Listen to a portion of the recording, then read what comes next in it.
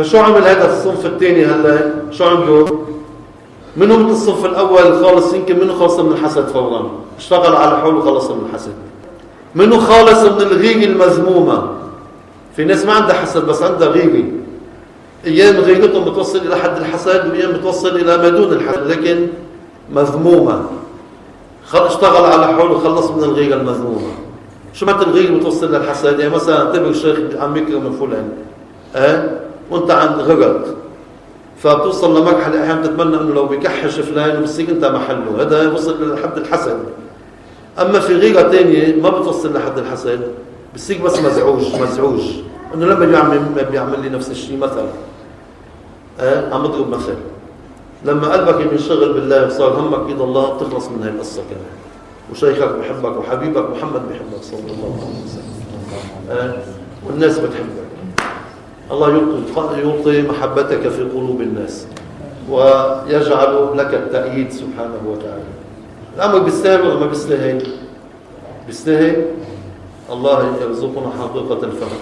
بيستاهل كتير، بيستاهل كتير. عم يقتلوا حالهم مشان النيابة، عم يقتلوا حالهم مشان الكرسي، عم يقتلوا حالهم ما بعرف من ما بتقتل حالك قد يقال يعني لو بده يوصل الأمر للموت حتى تتربع في مكان القرب من الله. مكانه يعني مكان، هو مش معنى مكان، مكانه صرنا المقربين. في أحلى منا بس ما بيعرف، بيجهل الأمر. ما بتتمنى تصير مثل ما قال الراعي الذي حظي به سيدي إبراهيم بن أدهم وكان عطشا جائعا. سيدي إبراهيم السائح الولي العظيم رضي الله عنه، وقد يكون سيدنا إبراهيم أفضل من هذا الراعي عند الله. حظي به يمكن بأول سلوكه بعد ما ترك الملك وترك المال وترك الدنيا، لقي راعيا فقال له الراعي: أتريد أن تأكل أولا أم تشرب؟ شافه منهك، منهك. قال له: أشرب أولا. فكر عنده شجرة فيها مي، قال له: أشرب أولا. فمعه عصا ضربها بالأرض مع قول بسم الله فنبعت الأرض معه. قال له: اشرب. قال له: كيف هذا؟ كيف وصلت هيك؟ قال له: من أطاع الله أطاعه كل شيء. ما بتتمنى تكون هيك؟ لك كل أمورك معكسة. ما بتتمنى تتحسن أحوالك مع الله سبحانه وتعالى؟ بدك تكون كما تريد ولا كما يريد الله؟ يا ضعيف، يا اللي بتفوت على الحمام، يا الله يتوب عليك. بدك الله كما تريد ولا أنت بدك تكون كما يريد الله؟ سيدي عبد القادر قدس سره وصف أحدهم الشيخ علي الهيتي رضي الله عنه، قال: طريقة الشيخ عبد القادر هي الذبول تحت مجاري القدر. هي الذبول تحت مجاري القدر. والذبول يعني الافتقار إلى غاية الافتقار، بحيث لا بقى عنده إرادة ولا بقى عنده اختيار اتكالا على اختيار الله. الذبول ما بيختار لحوله لا صبي ولا بلد ولا مال ولا قلة مال ولا أولا الله قدر الأشياء وانتهيت، قدرها وانتهي الأمور. قدر الله وما شاء فعل. قال سيدي عبد القادر رضي الله عنه: لا تشغل قلبك بما قسم لك. بتضيع وقتك. لا تشغل قلبك بما قسم لك، مقسوم. فإن رزقك أعجل في طلبك من طلبك له. إذا كتب لك بدك توصله. يا محتار اترك الحيلة. سئل أحد العارفين: ما الحيلة؟ قال: ترك الحيلة. ما الحيلة؟ ترك الحيلة. ما التدبير؟ ترك التدبير. تتركوا اعتمادا على مين؟ هذا حقيقة الفهم. إذا واحد أهل الدنيا السمين يقول لك: أنا بيفكر لك. هذا قمة التفكير. قمة التفكير. الضعيف ما له إلا القوي، والقوي هو الله. الفقير ما له إلا الغني، والغني هو الله.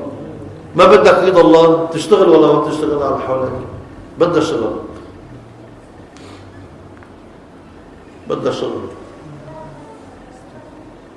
الله، شو بيقول ذاك المنشد؟ شو بيقول؟ ينال الوصل من سهر الليالي على الأقدام واستحلى القيامة، فما مقصودهم جنات عدن ولا الحور ولا الخيامة سوى نظر الجليل وذا مناهم، وهذا مقصد القوم الكرام. هذا ما في استهزاء بالحور العين ولا بالجنة، بس غاية العارفين شو غايتهم؟ شو همهم الكبير؟ ليس الجنة فقط، ما هو أعظم من الجنة. للذين أحسنوا الحسنى وزيادة. عم بيقول وزيادة يعني أعظم، في شيء أعظم من الجنة، أعظم من الجنة، بيستاهل. هذا أمر بيستاهل نشتغل. المريد المجذوب، فيسلك هذا المريد اللي فهم، وكل ما اجته همه تضعف همته بيتذكر على الكلام. شو بيعمل؟ بيتذكر على الكلام. بيجي ليصلي بالليل حاج،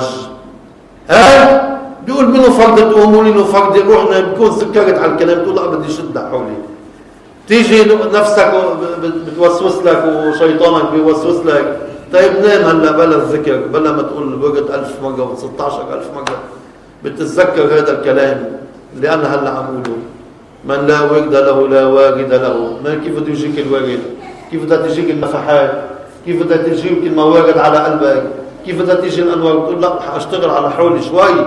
الله يقول والذين جاهدوا فينا لنهدينهم سبلنا. بتشتغل تصبر لنهدينهم. بيفتح عليك يعني، بيفتح على قلبك، هداك.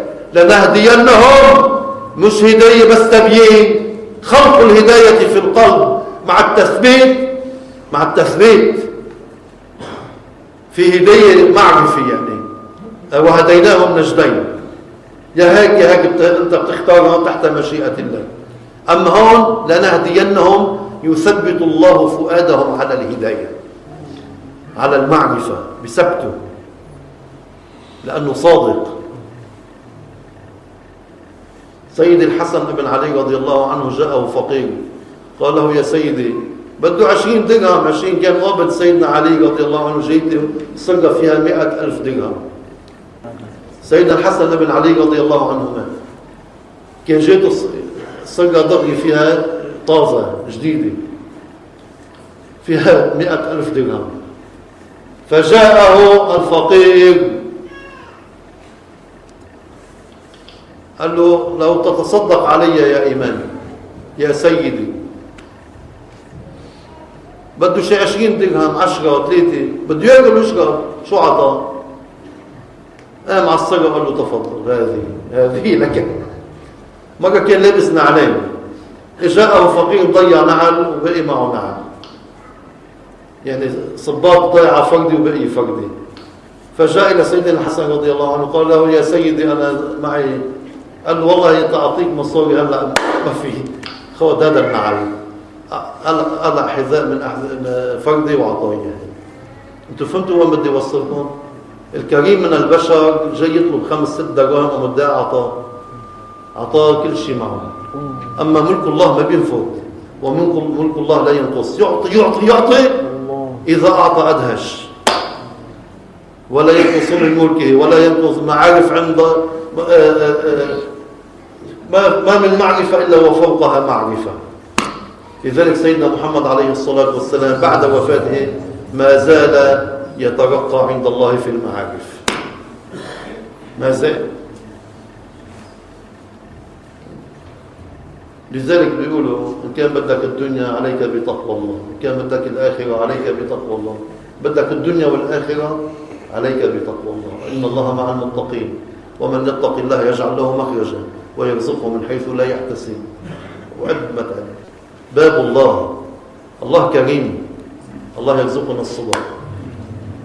لذلك قالوا أول طريق القاصدين الشيخ زرقوق رحمه الله من علماء المغرب، ألف كتاب بقواعد الصوفية ذكر أنه أول الصدق.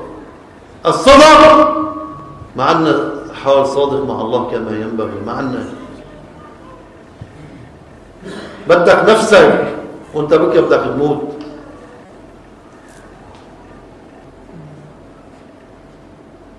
روح بورث جاد لله الذي يطعمك ويسقيك يا عمي. يا صاحب المعاصي، يا مغرور، يا متكبر، ما منيح اللي الله عز وجل ما بتحمد ربك يطعمك ويسقيك؟